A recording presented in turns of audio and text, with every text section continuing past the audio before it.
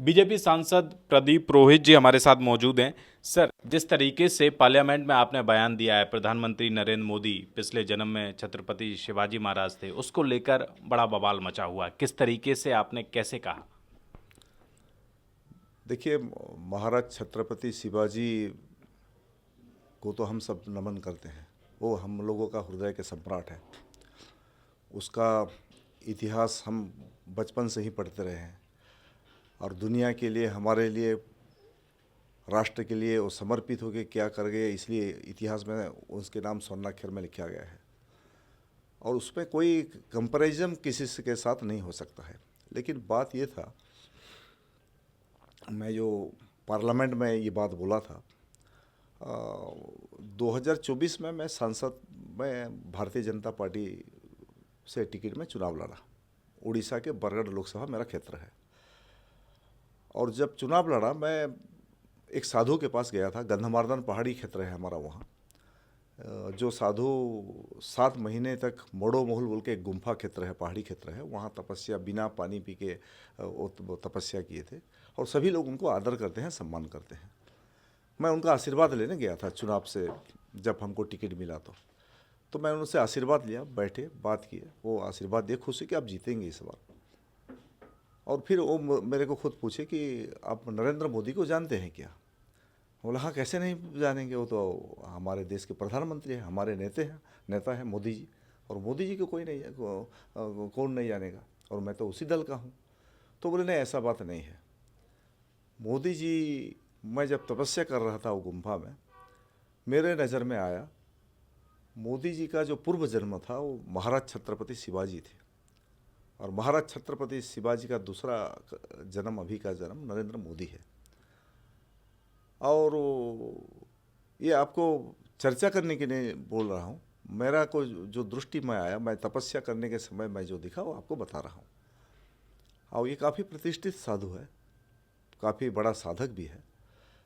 और बोले कि मोदी जी को कोई दुनिया में ऐसा कोई ताकत नहीं है जो मोदी जी को कभी हरा सकते हैं।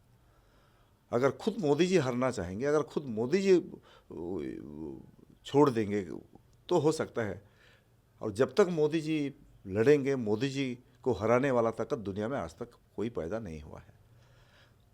तो मैं वो जो बात हमको बोले थे चुनाव के समय, जब रेलवे बजट का डिस्कशन चल रहा था, मैं बोला आज के दिन में मोदी जी संकल्प लिए हैं कि दुनिया का सबसे ताकतवर राष्ट्र हमारे देश को बनाने के लिए, और उसी दिशा में वो काम कर रहे हैं। और इसीलिए सही में एक साधु सन्यासी गिरिजा दास नाम के जो साधु संत है गंधमार्दन पहाड़ी में, उन्होंने मेरे को बताया था एक दिन चुनाव लड़ने के समय, जब मैं गया था आशीर्वाद लेने, कि नरेंद्र मोदी जी का पूर्व जन्म महाराज छत्रपति शिवाजी था। तो ये मैं बात, वो जो साधु ने बोले थे मेरे को, वो बोलना चाहिए कि नहीं चाहिए मेरे को पता नहीं है। और उसमें मेरा भावना भी कोई ऐसा नहीं है कि महाराज छत्रपति शिवाजी को न्यून करेंगे, क्योंकि महाराज छत्रपति शिवाजी हैं, आज भी हैं, हजारों साल तक वो रहेंगे। किसी के साथ कोई उनका कैंपर हम कभी कर नहीं सकते हैं। लेकिन वो जो साधु का जो बात था, मैं वो उसी बात को पार्लियामेंट में मोदी जी का कार्यशैली को देखते हुए उसी बात को मैं रखा था। उसमें मेरा कोई अलग से भावना ही नहीं था। अगर आपकी बात मानी जाए, उन साधु की बात मानी जाए, तो 2029-34 लगातार प्रधानमंत्री फिर से जीत कर आएंगे।